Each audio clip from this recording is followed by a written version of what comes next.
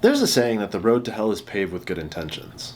Well, I think this situation perfectly sums up the phenomena of unintended consequences. And unintended consequences are exactly what led to the Lidice massacre in what is now modern-day Czech Republic. However, to make sense of all of this, we have to go back in time a little bit, to Operation Anthropoid, and to the hangman of Prague himself, Reinhard Heydrich. So who was Reinhard Heydrich? Well, he was a bit of an asshole. I mean, you don't get the name the Hangman of Prague by being a nice guy. Heydrich's official title was SS Obergruppenführer and General of Police. He had been appointed to Hitler to be the Reichsprotector of Moravia and Bohemia, which are sort of the two states that make up modern-day Czech Republic. One of the things that I find really annoying about Reinhard Heydrich, or one of my biggest complaints about him, is he had this personal quest to do what, as he said, Germanize the Czech vermin. Having spent quite a bit of time in the Czech Republic, I absolutely love the country. The people have always treated me very nice, and that just really rubbed me the wrong way. He also made another statement, another quote.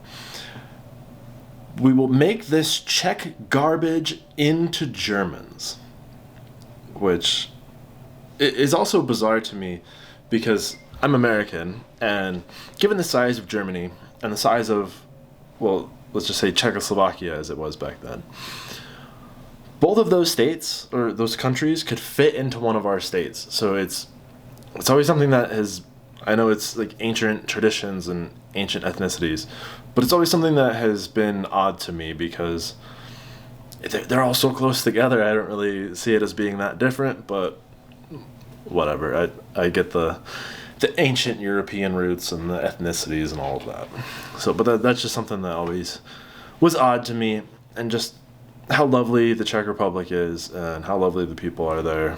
Those two quotes kind of just pissed me off.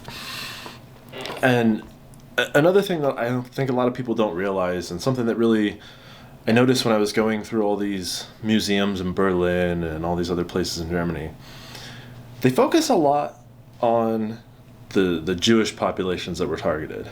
And it wasn't just the Jewish populations that were targeted. Reinhard Heydrich did all sorts of horrible things to just everyone in the Czech Republic or Czechoslovakia. No one was not a target. The only thing that allowed you to gain a more favorable treatment was your willingness to adhere to the ideology. Whether you were Jew, Christian, Orthodox, if you were just Czech, you were a target. It wasn't just the Jewish populations. And I think that's something that is missing out of a lot of museums and other historical accounts, because it's the Jewish this, which they were targeted, and I'm not denying that. But in this instance, in Reinhard Heydrich's instance, it was the Czech vermin.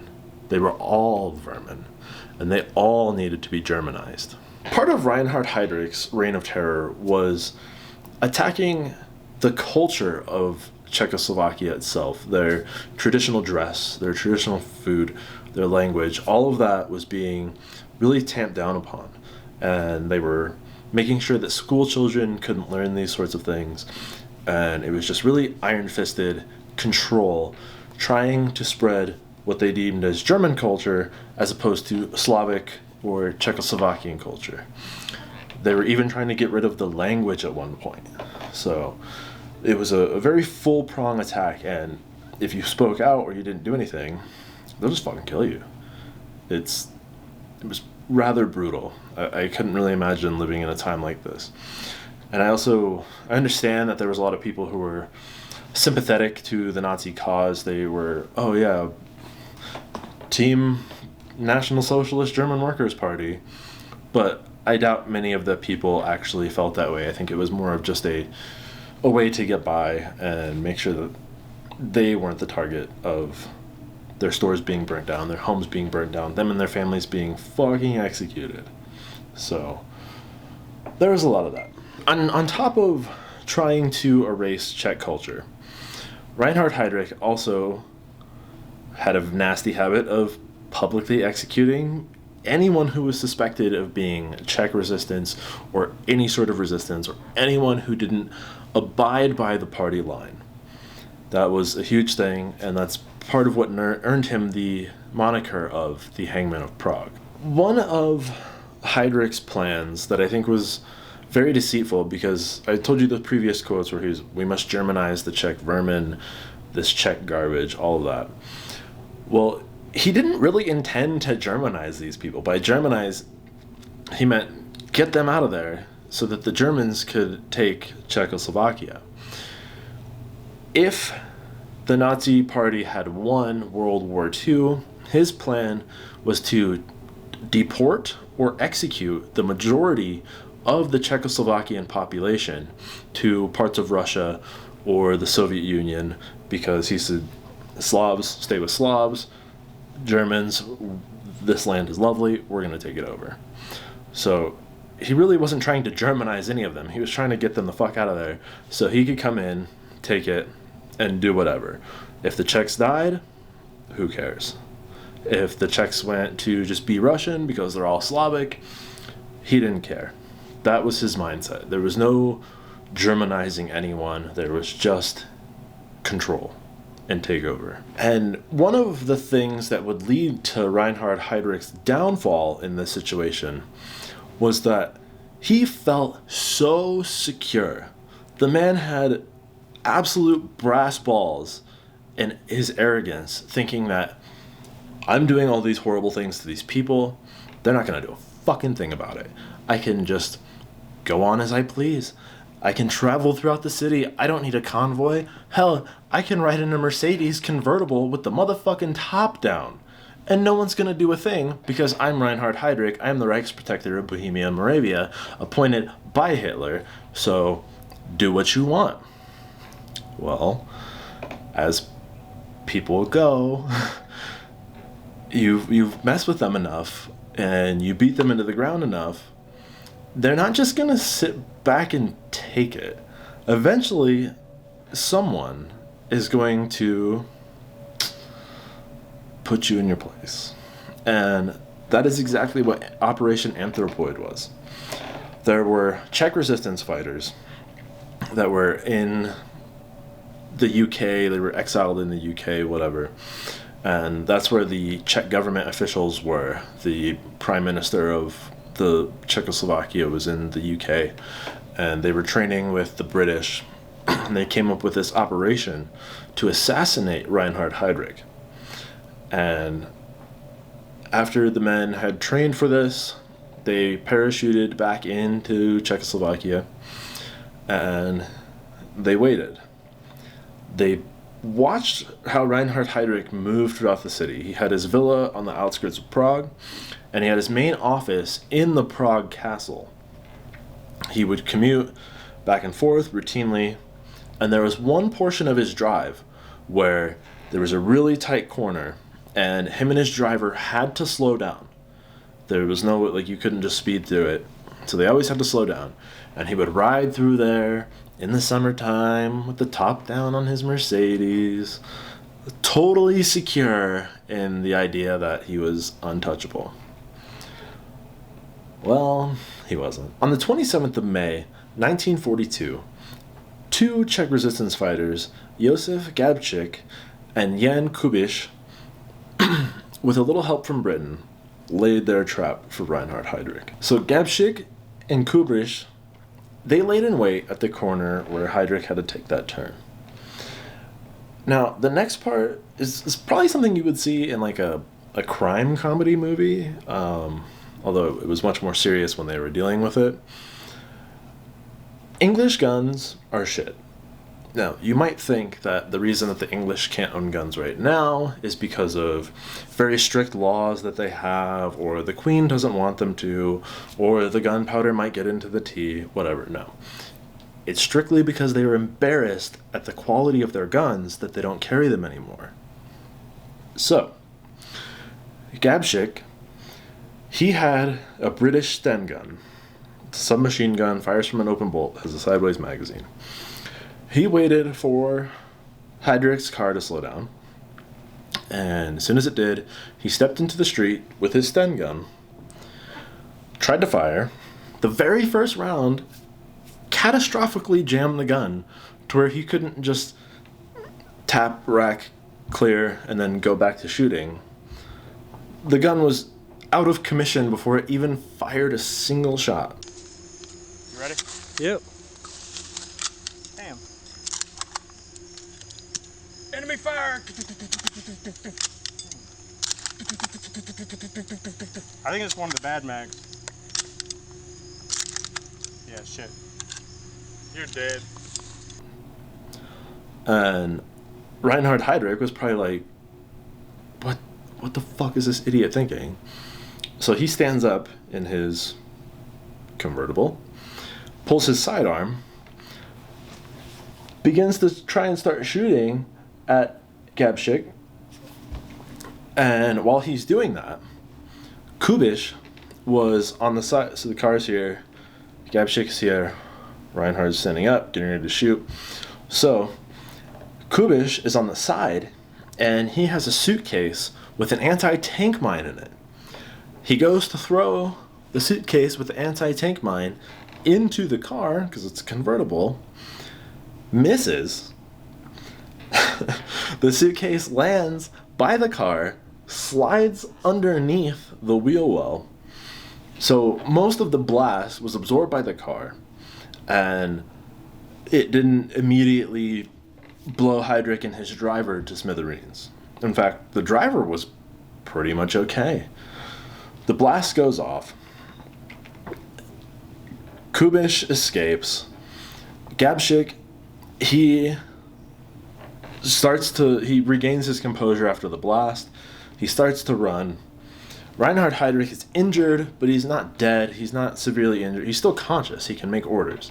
He orders the driver to go chase Gabschik. So in this pursuit, Gabschik ditches his British-made gun, which was the cause of the issue to begin with, pulls out an American-made Colt 1903 pocket pistol chambered in .32 ACP, fires a few rounds at the driver, hits the driver in the leg, which ends the pursuit. Both the Czech resistance fighters, would-be assassins, escape. So, Reinhard Heydrich's vehicle is disabled. The blast didn't immediately kill him, but it did break some ribs on his left side, punctured his spleen, punctured his diaphragm, collapsed one of his lungs. He was not in good shape. A bunch of local Czech people saw this and came to his aid. They knew well who he was, and they knew all of the stuff that he had done. They came to his aid anyway, because that's just the Czech way. They came to his aid, loaded him up, got him to a hospital. Would this act of kindness save any of them? Hell was coming to Czechoslovakia because of this incident. There was nothing that they could do.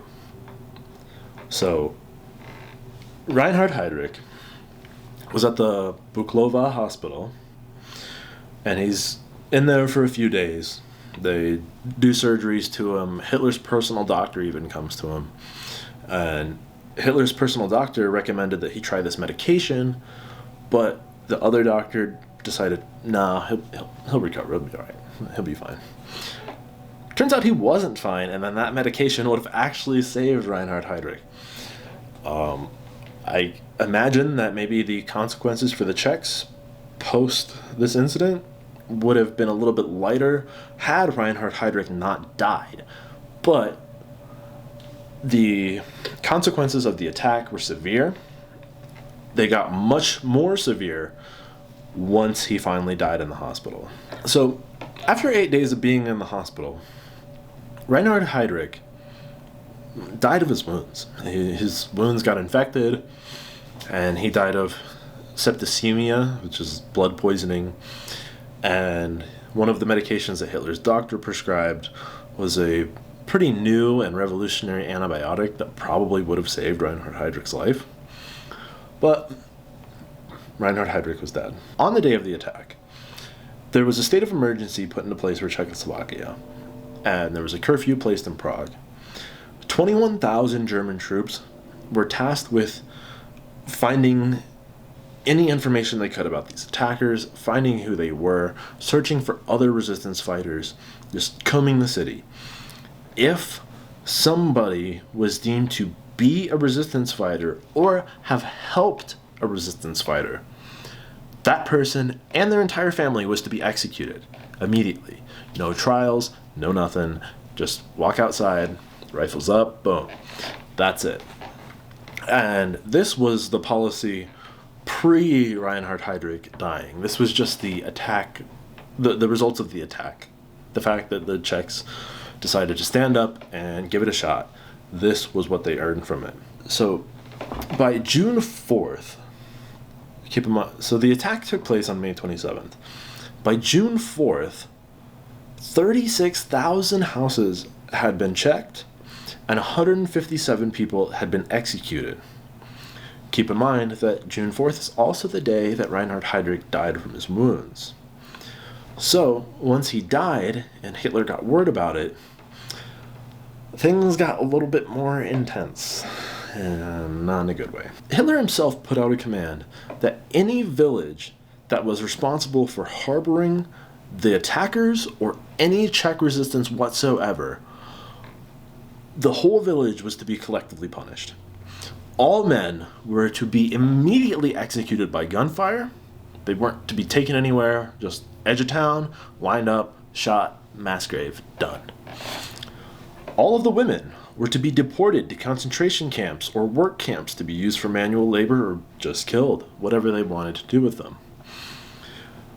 Children that were suitable for Germanization were to be placed in the homes of prominent SS members.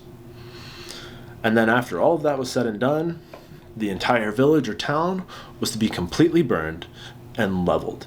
Every remnant that there used to be a town there was to be gone. The whole town was to just be as if it had never existed, period. This is pretty severe for a town that might have just had these people come through it. If one person in the town hid these people in the past, well, everyone was going to pay for it. And that's exactly what happened to Lidice. Somehow, whether it was torture of somebody or whatever, the name Lidice was dropped. And now the town of Lidice was on the radar for the Nazi war machine. And given the fact that Hitler had just brought down this edict, these orders of all the men immediately executed, women in concentration camps, children Germanized, and the town completely destroyed, things weren't looking good for Lidice. And also keep in mind, there is no solid evidence that the assassins actually came from Lidice, had been to Lidice, had drinking a beer from Lidice. There's no actual evidence that the assassins themselves or Czech resistance had anything to do with Lidice. It is somehow, unfortunately, the name had gotten dropped by somebody through torture or whatever, and they were going to pay. The order to take revenge on Lidice had come down, and early in the morning on June 10th, 1942, German troops had surrounded the entire town, blocked off any possible exit, and started to move in.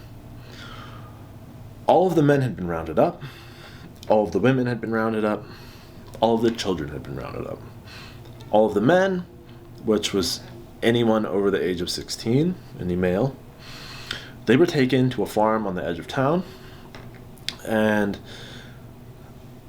in groups of 5, they were lined up against the barn wall at this farm and shot in groups of 5. It wasn't your traditional firing squad where each person gets shot like 6 times or whatever, or they're specifically aiming for the heart or the head. It was just one center mass shot with a rifle. So this didn't kill all of the men initially.